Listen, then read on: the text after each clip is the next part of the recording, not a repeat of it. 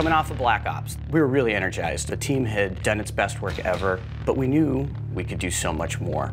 With Call of Duty Black Ops 2, the team is pushing the boundaries of Call of Duty on every front, providing players with a complete package that offers something for every kind of player. The single-player campaign, the multiplayer, and the zombies are our team's most ambitious developments to date. So we decided to take it to 2025, to the near future.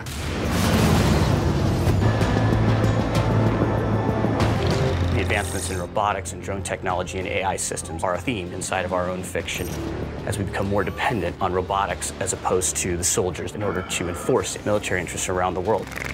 It was very important for it to feel grounded and authentic.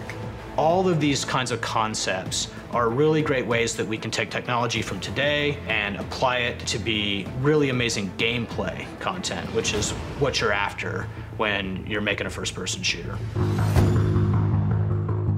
We're focusing everything on telling a better story. So motion capture allows us to capture the entire performance. Every breath, every hesitation, every emotion comes through, and this allows our characters to connect better with the players and tell a more mature story. Call of Duty Black Ops took place in the first Cold War. This game, we knew we wanted to include the characters that people loved to play and that they played with, but we also wanted to make it this epic, generation-spanning story. So in Black Ops 2, as you are progressing through this game and playing through this game, the choices you make and your performance within the game actually dictates what's happening in the story. So you have different hero characters that will live or die. You have this whole war going on, where the performance you do on these missions and your skill as you're playing them will actually influence the outcome of this war. This is groundbreaking for the Call of Duty franchise. When you talk about pushing the boundaries on Call of Duty, it means providing a better technology that translates that ambitious fiction, that exciting experience. On the technology side, we started with lighting. Lighting is really the most important thing that you can do for the visual quality of the game. It's that last layer of polish that you put on everything that really brings the entire environment together and makes it feel immersive for players. And that's why we've put a lot of energy into completely overhauling how we do lighting in this game. Call of Duty has always been about the fast, fluid, responsive gameplay. So that's what 60 frames per second is about. It lets players really have control over their character and feel powerful when they play in the game. In Black Ops 2, when you're looking at core gameplay systems, you have to honor where you've been, but you also have to look forward. The multiplayer community is everything to us. We have such an avid fan base. Creative Class is sweet. We've been expanding the content and we've been playing with the categories. We've been moving these pieces around. You can choose what is the most important things to you and forget about the things that are not that important. This will open up doors for play styles you have not seen. It is going to be fantastic. You're trying to take into account all the various distinct personalities, play styles, attitudes, and making sure that there's something for every one of these players in our game in a way that doesn't conflict with each other and takes the whole game forward.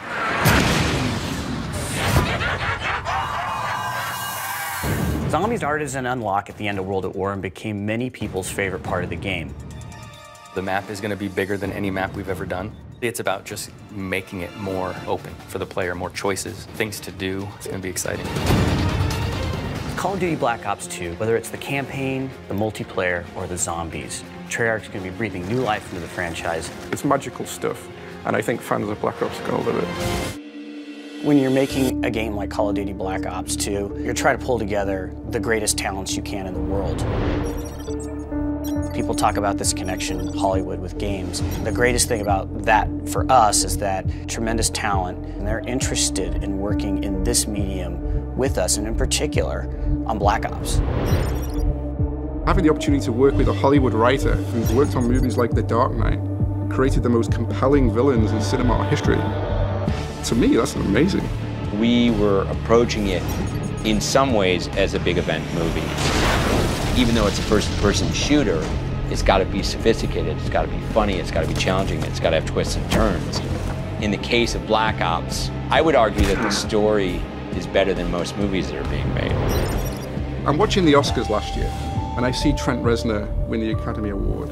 A year later, I see him walking around Treyarch, and I think to myself, am I dreaming? Trent Reznor is creating the score for our video game. I look at video games as a true art form. The chance to be involved in something like this is exciting to me. You know, I feel it's every bit as viable as film work or music or anything else. When you start the game, you're going to hear Trent Reznor's music. It'll automatically immerse you in our world. Increasingly, the line between, you know, an event movie and an event video game are starting to blur, which is a good thing. I've started to see blockbuster movies rip off sequences from video games as opposed to the other way around. The games have gotten more intense and more realistic and more engrossing and deeper. Video game culture has expanded into, you know, the largest form of entertainment. People love to be told stories, but I think what's so unique about our medium is we get the opportunity to experience and live in the world where the stories are being told. You can't watch a movie in a movie theater and change the fate of the main character. Well, you can do that in a video game.